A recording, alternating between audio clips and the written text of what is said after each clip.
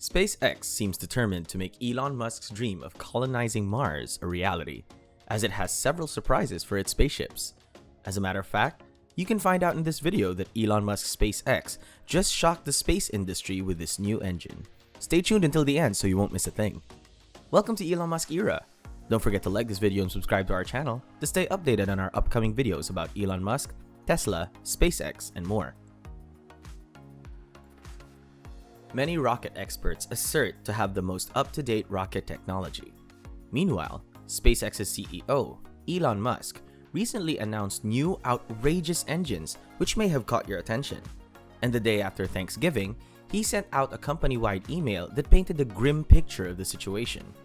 As he stated, the situation regarding the Raptor production line is much worse than it initially appeared.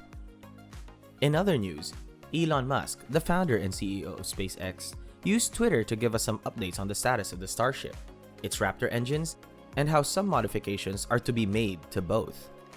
Aside from this, during the middle of December, Musk revealed even more ambitious plans to upgrade the Starship. It also included expanding the ship's propellant tanks and installing 3 additional Raptor engines, which will significantly improve payload performance and increase the ship's maximum thrust by 50%. Further, I will share with you these latest updates, which include an upgraded Raptor engine and an upgrade to the Starship's structural design and construction process. Furthermore, SpaceX is scheduled to begin ground testing of the upgraded engine variant as soon as possible, and Raptor 2 now regularly runs at 300 bar main chamber pressure, according to Musk. Moreover, just a few days after the first Raptor prototype was completed and began testing for the first time, the engine briefly reached 269 bar or 3,900 psi in the main combustion chamber on February 10, 2019. Records held by Russia's RD-270 and RD-180 engines were narrowly beaten in this race. Further, ULA's Atlas V uses the latter of these, and it took Musk 18 months before it could prove that Raptor prototypes could sustain such high chamber pressures over an extended period of steady-state operations. In testing, the same engine reached an impressive 330 bar, or about 4,800 psi, producing 225 tons, roughly 500,000 pounds of thrust, thus overtaking the never-flown RD-701 engine, which reached 290 to 300 bar. Then, almost 18 months after that milestone was reached, Raptor is still not fully operational in terms of supporting orbital-class launches. Nonetheless, the engine is not far from being tested for the first time, with dozens of static fires and 7 flight tests, 5 of which were conducted within 6 months. Although neither Raptor 1 nor 1.5 have ever attempted the launch of orbital class, SpaceX is already almost entirely focusing on a new and improved variant called Raptor 2. According to Musk, this new hardware, which is reportedly a lot more streamlined in terms of plumbing and wiring, is the focus of all Raptor ground testing at the company's McGregor, Texas development. However, the greatest change to Raptor 2 is a very significant increase in maximum thrust over Raptor 1 and 1.5, and the maximum thrust increases from 185 tons to 230 tons, or from 408,000 to 507,000 pounds. Additionally, this is partly accomplished by widening the nozzle of the Raptor to provide more power density at the cost of a small amount of efficiency. Yet Raptor 2 contains several improvements that allow it to operate reliably and sustainably at pressures of up to 300 bars, a 10% improvement over Raptor 1.5. Also, SpaceX is currently preparing Raptor to launch its first Starship into orbit. What do you think of this? Let us know your thoughts in the comments section below. After the Super Heavy booster has shut down and separated from Starship a little under 3 minutes after liftoff, it will separate and transform into a rocket. Within a few minutes, either 3 or 6 Raptor engines will be ignited in the Starship to help it reach orbital velocity.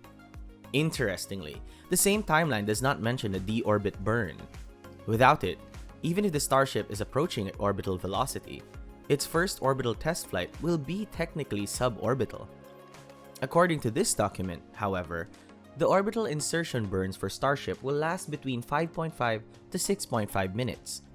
In other words, its Raptor engines need to be able to sustain a maximum stamina.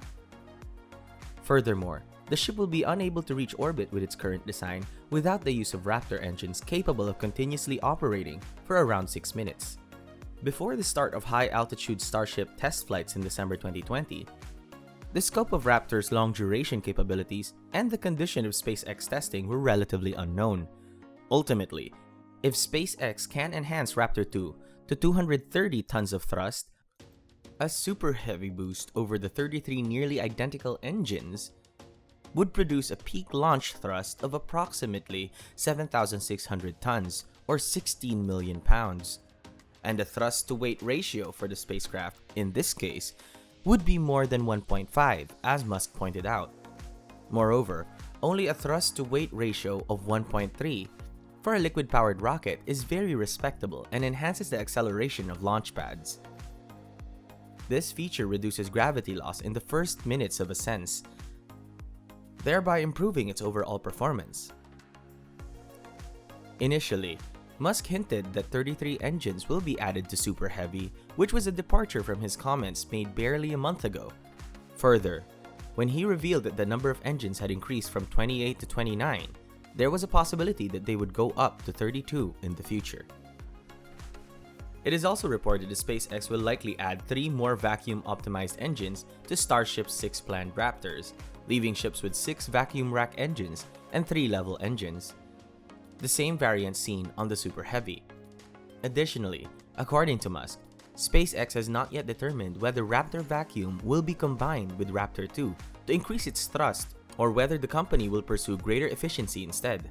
Even with 6,200 tons of thrust racks and 3 wrap tattoos, a Starship would be able to generate upwards of 2,000 tons of thrust in a vacuum.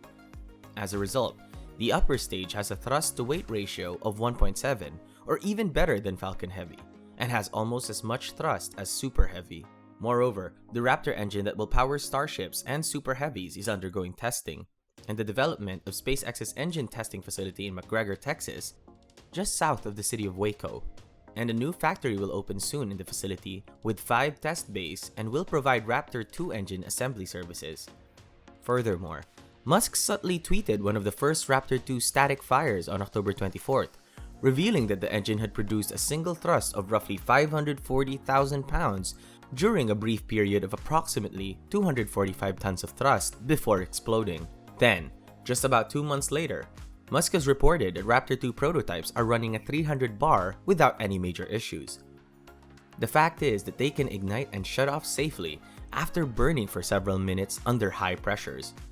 According to theory, as the Raptor 2's targeting chamber pressure at a max thrust is 300, the engine has now become capable of operating at SpaceX 1's levels, thus advancing the Starship to the next level.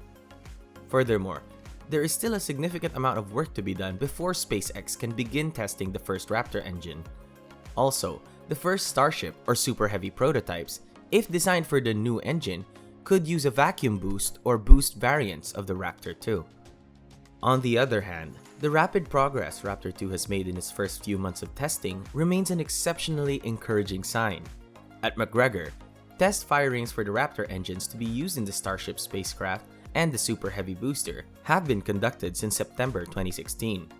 In the current system, SpaceX's engines that have been upgraded over the years are built at its main facility in Hawthorne, California, and then transported to McGregor to undergo testing. Currently, Starship flight units are being tested at McGregor, then taken to the launch site in Boca Chica, near Brownsville, Texas, for launch. Additionally, the Raptor 2 is a replacement for the previous Raptor engine and will soon begin testing. Also, the plant will be able to manufacture 2 to 4 of these engines per day. Moreover, compared to an automobile factory, the production rate is high but low in comparison to a typical rocket factory. In addition to this, it is expected that its factory will be the biggest and most advanced rocket engine factory in the world, as Elon Musk